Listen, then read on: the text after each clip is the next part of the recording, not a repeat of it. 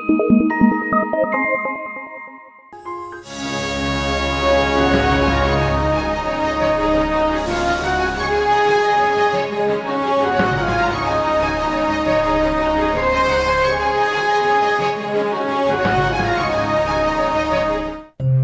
காலத்திற்கு முன் அடர்ந்த காட்டில் ஒரு சிங்கம் வாழ்ந்து வந்தது.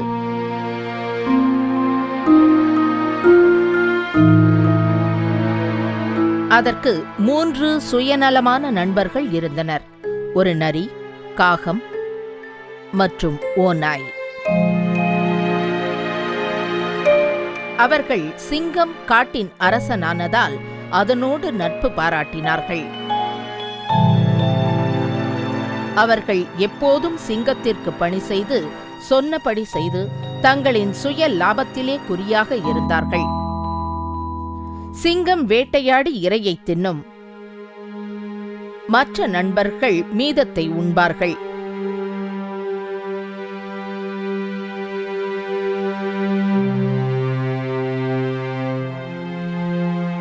ஒரு நாள் காட்டில் 3 நண்பர்களும் உலவிக் கொண்டிருந்த போது ஒரு ஒட்டகத்தை கண்டார்கள்.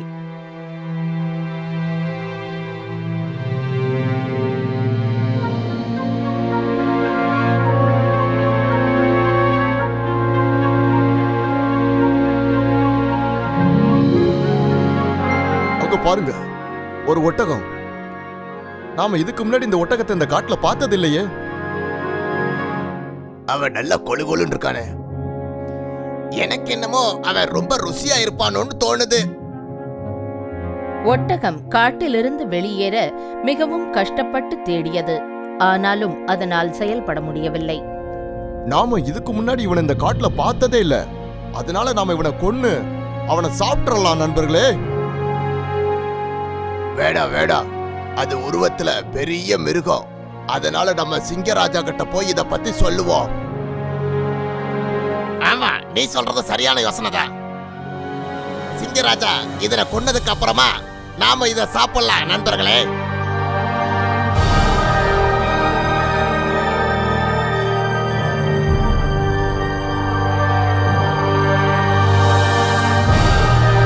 முடிவு செய்த பின்பு 3 பேருமாக சிங்கத்தை சந்திக்க சென்றார்கள்.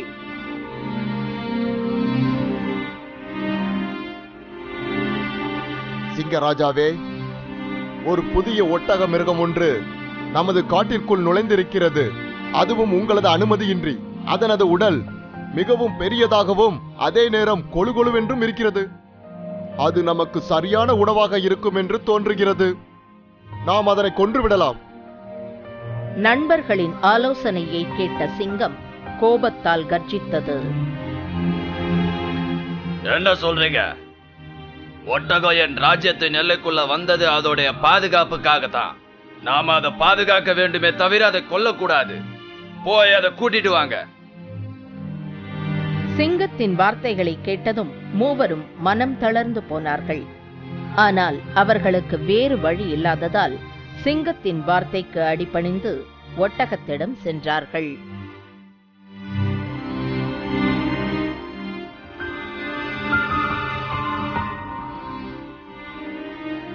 ஒட்டகமே, நீ எங்கிருந்து வந்திருக்கிற?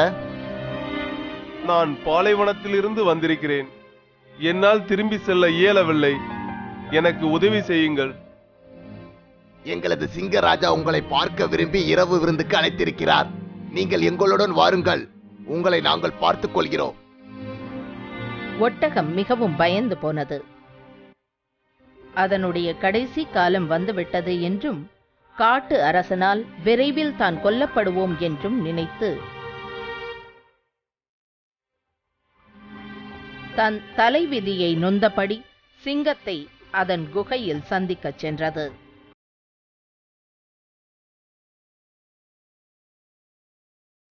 எனினும் சிங்கம் ஒட்டகத்தை பார்த்ததும் சந்தோஷப்பட்டது.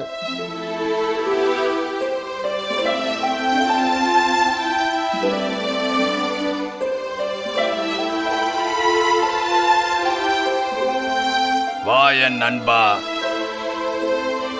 ஒட்டகம் பயத்தால் நடுங்கியது. கவலைப்படாத, என் விருந்தாளியை பாதுகாப்பது என் கடமை. எங்களோட தங்கியிருந்து சந்தோஷமாயிரு. இன்னையிலிருந்து நீயும் என்னுடைய ஆருயிர் நண்பன்.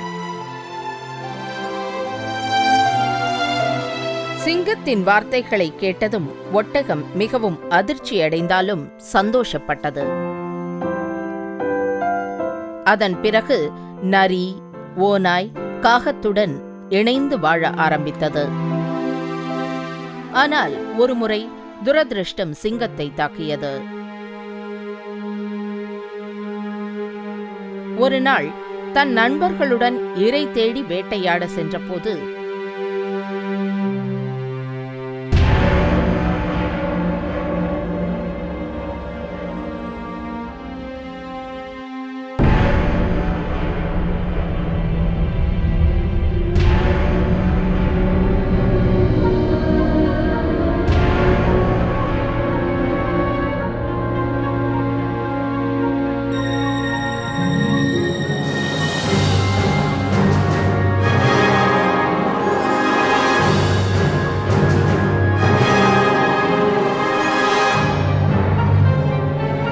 பெரிய யானையுடன் சண்டையிட்டது.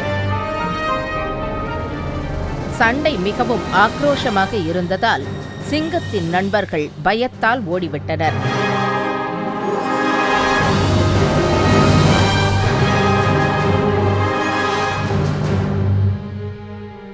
சிங்கம் சண்டையில் மோசமாக காயமடைந்தது.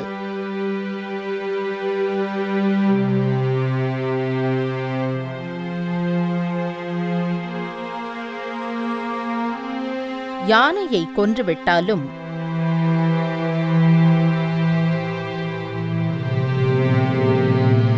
சிங்கம் பலமாக காயமடைந்ததால் அதனால் இரை தேடி வேட்டைக்கு செல்ல முடியவில்லை. நாளுக்கு நாள் உணவில்லாமல் கழிந்தது. அதன் நண்பர்களும் நாட்கணக்கில் பட்டினி கிடந்தார்கள். அவர்கள் சிங்கத்தை மட்டுமே தங்களுக்கு உணவு வழங்க நம்பியிருந்தார்கள். ஆனால் ஒட்டகம் சந்தோஷமாக மேய்ந்து கொண்டிருந்தது.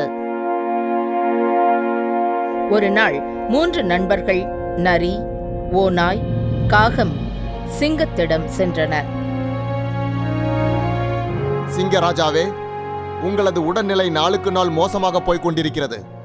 நீங்கள் மிகவும் பலகீனமாக தோன்றுகிறீர்கள். ஆதலால் ஏன் நீங்கள் ஒட்டகத்தை அடித்து சாப்பிடக்கூடாது? இல்ல, அவன் நம்முடைய விருந்தாளி. அவனை என்னால கொல்ல முடியாது. இந்த மாதிரி அறிவுரை எல்லாம் இனிமேல் வந்து கொடுக்காதீங்க.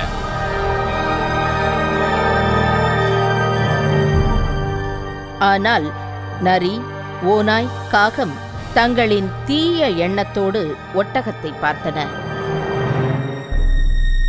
தங்களுக்குள் மீண்டும் ஆலோசனை செய்து ஒட்டகத்தை கொல்ல திட்டம் தீட்டின.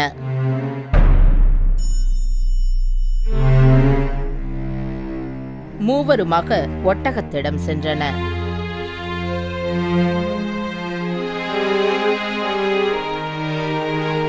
அன்பு நண்பரே, எங்களது சிங்கராஜா வெகு நாட்களாக சாப்பிட எதுவுமின்றி இருக்கிறார் என்பது உனக்கு தெரியுமா? ஏனென்றால் அவரால் வேட்டையாட முடியாது. அவரது உடல் காயப்பட்டுள்ளது. இந்நிலையில் நாம் அவரது உடல்நிலையை சரி செய்ய வேண்டுமானால் நாம் சில தியாகங்களை அவருக்காக செய்தாக வேண்டும். நீ என்ன சொல்ல வர்ற? ஒட்டகம் சிங்கத்தை நினைத்து வருத்தமடைந்தது. வா, நாம் சிங்கராஜாவை சென்று பார்த்து அவருக்கான இரையாக நம்மை ஒப்படைப்போம். அப்பாவி ஒட்டகம் மற்ற மிருகங்களின் திட்டத்தை உணரவில்லை. அவர்களின் யோசனையை ஏற்றது. நால்வருமாக சிங்கத்தின் குகையை அடைந்தார்கள்.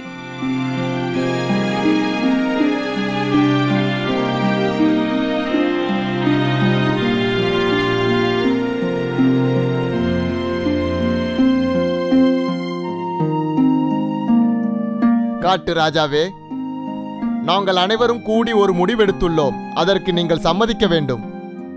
முதலில் காகம் வந்து உயர்ந்த காரணத்திற்காக தன்னை இரையாக்கிக் கொள்ள கேட்டது. சிங்கராஜாவே, முதலில் என்னை கொன்று உங்களது பசியை போக்கிக் கொள்ளுங்கள் ராஜாவே. சிங்கராஜாவே, நீங்கள் நாளுக்கு நாள் பலமின்றி போய்க்கொண்டு இருக்கிறீர்கள்.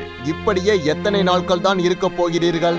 ராஜாவே, நான் எனது உயிரை மாய்த்து உங்கள் உயிரை காக்க விரும்புகிறேன். ஆதலால் நீங்கள் என்னை முதலில் சாப்பிடுங்கள். ஆமாம், உங்களது இந்த நிலை கண்டு எங்களுக்கு வேறு என்ன செய்வதென்று தெரியவில்லை மன்னா. ஆதலால் நான் என்னை உங்களுக்காக ஒப்படைக்கிறேன். என்னை கொன்று உங்கள் பசியாற்றிக் கொள்ளுங்கள். ஓநாய் சொல்லிக்கொண்டே சிங்கத்தின் முன் பணிந்தது. ஆனால் சிங்கம் யாரையும் கொல்லவில்லை. ஒட்டகம் இவற்றையெல்லாம் பார்த்து கொண்டிருந்தது. அதுவும் தன்னை அர்ப்பணிக்க முடிவு செய்தது. ஒட்டகம் ஒரு அடி எடுத்து வைத்தது. ஆம் மன்னா, நான் எதற்காக அதை செய்யக்கூடாது? நானும் உங்கள் நண்பர்தான். நண்பனுக்கு உதவுவதுதான் நண்பனின் கடமை. அதனால் நீங்கள் என்னை தாராளமாக கொன்று உங்கள் பசியை ஆற்றிக்கொள்ளலாம் காட்டு ராஜாவே. சிங்கம் சிறிது நேரம் யோசித்தது. எங்களது அரசரே, நாங்கள் அனைவரும் உம்மை காக்கத்தான் இங்கு வந்தோம். நீங்கள் இல்லாத இந்த காட்டு அரசாங்கத்தை எங்களால் நினைத்து கூட பார்க்க முடியாது. சிங்கத்திற்கு ஒட்டகத்தின் யோசனை சரி என்று பட்டது. ஒட்டகம் தானாக முன்வந்து அர்ப்பணித்துக் கொண்டதால் அதனை கொல்வதால் குற்ற உணர்ச்சி ஏற்படப் போவதில்லை. நரி ஏற்கனவே சிங்கத்திடம் அதன் நல்வாழ்விற்காக ஒட்டகம் தன்னை அர்ப்பணித்துக் கொள்வதை பற்றி கூறியிருந்தது.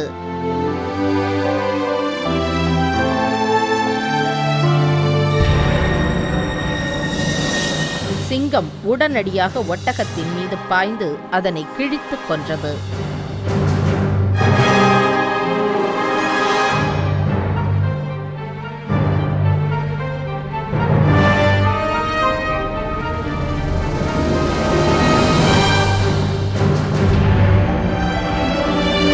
சிங்கமும் அதன் நண்பர்களும் பல நாட்களுக்கு வயிறு புடைக்க உணவு உண்டார்கள். ஒருவர் தீய எண்ணத்தோடு நட்பு கொள்ள வரும்போது மிகவும் ஜாக்கிரதையாக இருக்க வேண்டும்.